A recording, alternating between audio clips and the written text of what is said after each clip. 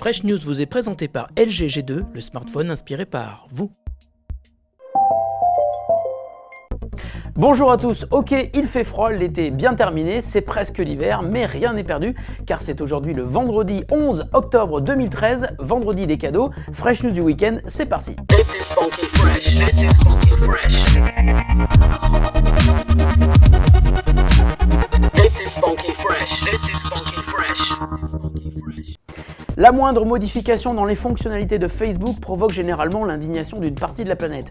Et c'est normal, nous sommes plus d'1 milliard à être membres du réseau et Facebook annonce aujourd'hui la suppression d'une fonctionnalité qui permettait de ne pas être trouvé dans les résultats de recherche et ça risque donc de faire grincer des dents. En clair, si vous aviez choisi de rester invisible dans le moteur de recherche de Facebook, faites une croix dessus, c'est terminé. Il vous faudra désormais bloquer les personnes une par une. Et si vous vous demandez pourquoi Facebook procède à un tel changement, le but serait apparemment d'améliorer le fonctionnement de Graph Search, le puissant moteur interne de Facebook capable de retrouver des personnes grâce aux informations qu'elles ont renseignées sur leur profil.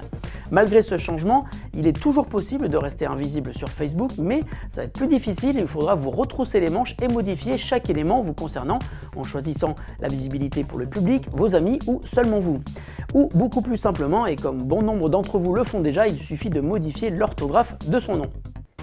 Cela fait 3 ans que Google tente d'imposer son standard Google TV, et ce avec le support de beaucoup de constructeurs avec des boîtiers externes plus ou moins réussis. Cependant, de plus en plus de télés sont aujourd'hui vendues avec leur système de Smart TV propre à chaque marque, et quand elles utilisent le système Google TV, elles ne le mentionnent même plus. Google TV n'a donc jamais décollé, et aujourd'hui, Google semble tout simplement abandonner le produit. Chez Google, lorsque l'on évoque le produit, on parle désormais de Android TV ou de service Google pour la télé. Le produit sera donc toujours proposé aux marques qui le souhaitent, comme Sony qui vient de sortir un stick HDMI qui tourne avec Google TV, mais ce détail n'est même pas mentionné par Sony. De son côté, Google croit beaucoup plus à son petit Chromecast qui pour quelques dizaines de dollars vous permet d'utiliser votre appareil Android ou iOS comme source de contenu à diffuser sur la télé. La bataille pour la télé intelligente est donc loin d'être gagnée pour Google et peut-être qu'il faudra aussi regarder du côté des consoles Xbox One et PS4 qui, elles, arrivent le mois prochain et feront la part belle à la télé connectée. À suivre.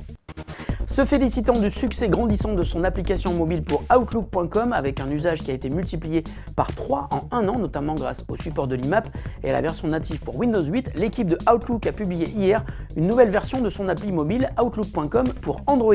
Au menu, plus de 150 améliorations dont quelques-unes sont assez notables. C'est le cas pour la recherche, ainsi vous pouvez effectuer des recherches dans vos archives email directement sur le serveur si les emails ne sont pas stockés sur votre smartphone et s'il vous vient l'envie de rapatrier l'intégralité des emails sur votre Androphone, c'est désormais possible. Mais attention, cela risque de prendre énormément de place, surtout si vous utilisez Outlook.com depuis l'époque de Hotmail. Mais si, souvenez-vous. L'appli ajoute également le support des alias permettant de créer des adresses temporaires à donner à vos contacts. Outlook.com pour Android propose également l'ajout de couleurs pour personnaliser vos dossiers. Et enfin, il est désormais possible de gérer ces messages d'absence directement depuis l'appli. Pratique si vous avez oublié de le faire depuis votre ordinateur avant de partir en vacances. Dispo dès aujourd'hui sur Android et bien entendu gratuite, Outlook.com pour Android est notre appli coup de cœur du jour, évidemment. La question du jour nous arrive de Lucas qui nous dit « Je voudrais avoir des nouvelles du Nexus 5, spécifications, prix, date de sortie, etc. car je voudrais me l'offrir à Noël. » Eh bien, bonjour Lucas, tout d'abord merci de ta question et merci de ta fidélité puisque tu dis nous regarder tous les jours. En ce qui concerne le Nexus 5, cela devrait bouger très rapidement. En effet, selon les dernières rumeurs, le smartphone de Google pourrait être présenté la semaine prochaine, lundi 14 ou mardi 15 lors d'un événement Google, où serait également dévoilé Android KitKat. La dispo du Nexus 5 serait probablement datée pour le 31 octobre sur le Play Store. Quant au spec, on parle d'un écran de 5 pouces Full HD évidemment, d'un processeur Qualcomm Snapdragon 800 à 2,3 GHz, de 2 Go de RAM et de 16 ou 32 Go de stockage selon la version. La version 32 serait d'ailleurs équipée d'une batterie de 3000 mAh et ce dernier modèle serait donc un clone parfait du LG G2 que nous testons en ce moment même.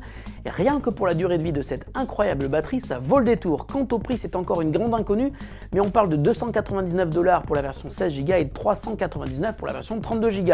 En tout cas, nous devrions avoir la réponse la semaine prochaine, on en parlera ici même évidemment. C'est vendredi et comme tous les vendredis, c'est le jour des cadeaux. Aujourd'hui, on vous fait gagner une magnifique coque pour iPad de marque Smart Addict. Coque aux couleurs des héros de DC Comics. Vous pouvez choisir celle qui vous plaît entre Wonder Woman, Batman ou le Joker. Pour la gagner, c'est super simple, laissez votre commentaire sous la vidéo sur le site BeGeek pour nous expliquer pourquoi est-ce que vous devez gagner cette magnifique coque de protection. Fresh News, c'est fini pour aujourd'hui, on se retrouve lundi, je vous souhaite un excellent week-end, salut à tous et à lundi.